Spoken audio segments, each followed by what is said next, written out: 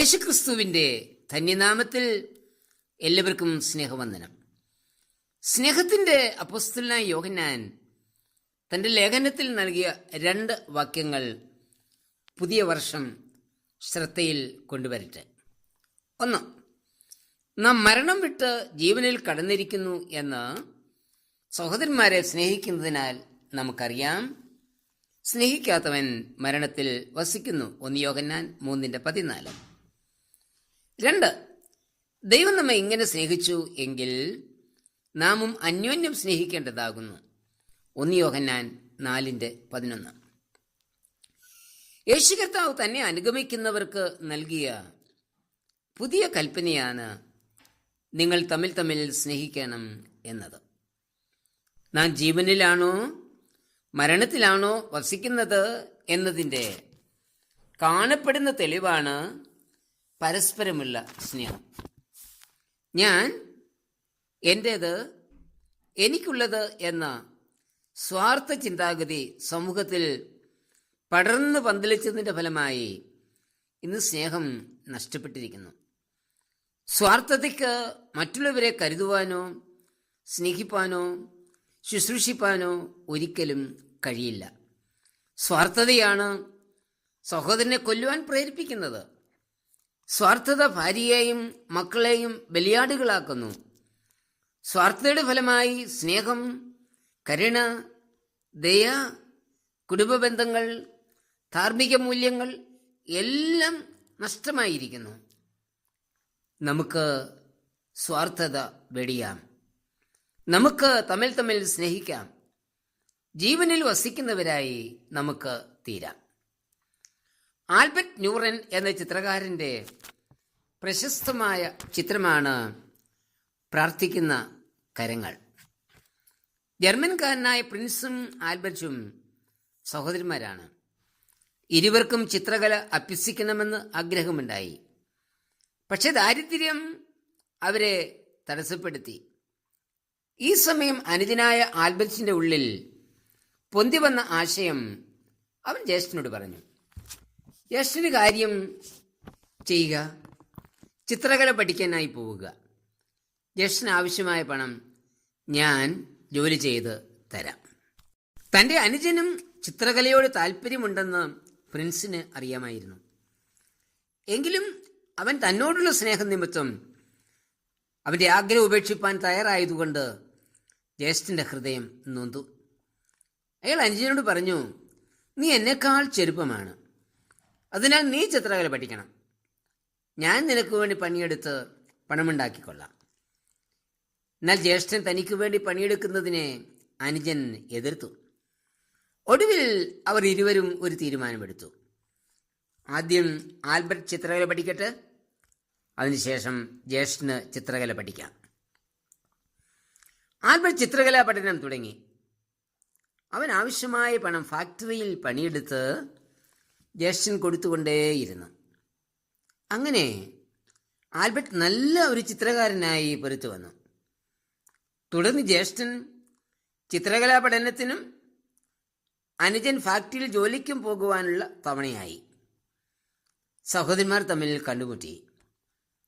അവരുടെ സ്നേഹം അണപൊട്ടി ഒഴുകി.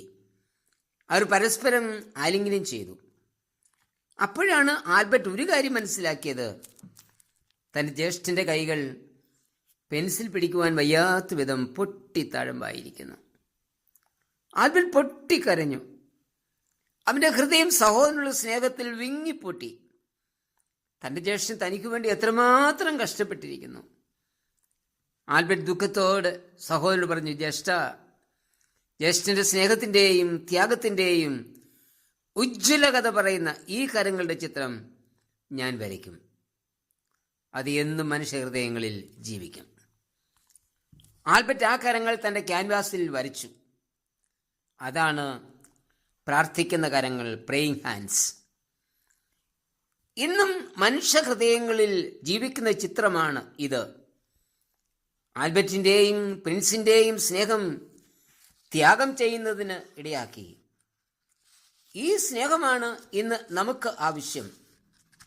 ഈ സ്നേഹമാണ് ലോകത്തിന് ആവശ്യം. യേശു കർത്താവ് നൽകിയ പുതിയ കൽപ്പനയാണ് നാം തമ്മിൽ തമ്മിൽ സ്നേഹിക്കണം എന്നത്.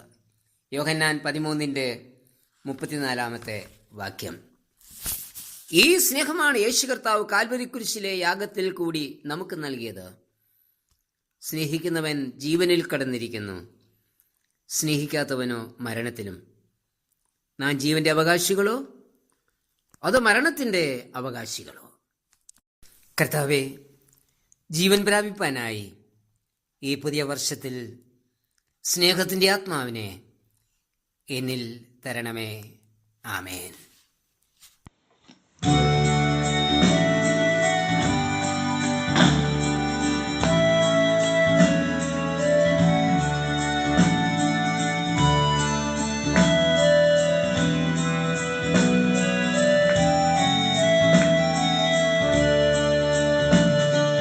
യേശു സ്നേഹിക്കുന്നു, യേശു സ്നേഹിക്കുന്നു, യേശു സ്നേഹിക്കുന്നു, നിന്നെ സ്നേഹിക്കുന്നു. യേശു സ്നേഹിക്കുന്നു, യേശു സ്നേഹിക്കുന്നു, യേശു സ്നേഹിക്കുന്നു, നിന്നെ സ്നേഹിക്കുന്നു.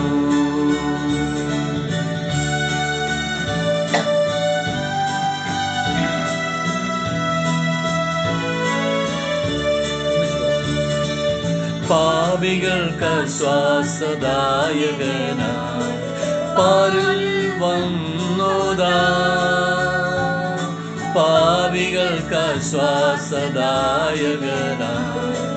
പാരിൽ വന്നോദാ, പതിതരാം ഭക്തർ നൽകിയ ക്രൂശിൽ നാഥൻ യാഗമായി, പതിതരാം ഭക്തർ നൽകിയ ക്രൂശിൽ നാഥൻ യാഗമായി, നിന്നെ നേടിടാൻ യേശു സ്നേഹിക്കുന്നു, യേശു സ്നേഹിക്കുന്നു, യേശു സ്നേഹിക്കുന്നു, നിന്നെ സ്നേഹിക്കുന്നു. യേശു സ്നേഹിക്കുന്നു, യേശു സ്നേഹിക്കുന്നു, യേശു സ്നേഹിക്കുന്നു, നിന്നെ സ്നേഹിക്കുന്നു.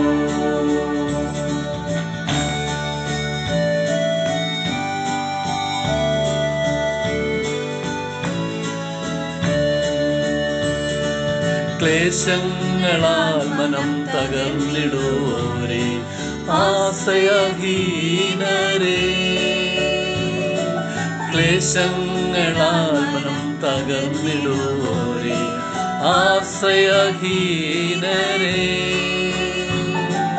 ചിന്താകുലങ്ങൾ സർവ്വവും തിരുമുൻപിൽ അർപ്പിക്കാം, ആശ്വസിക്കാം.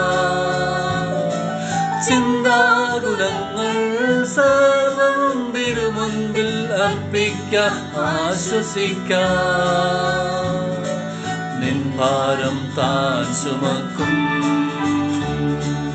യേശു സ്നേഹിക്കുന്നു,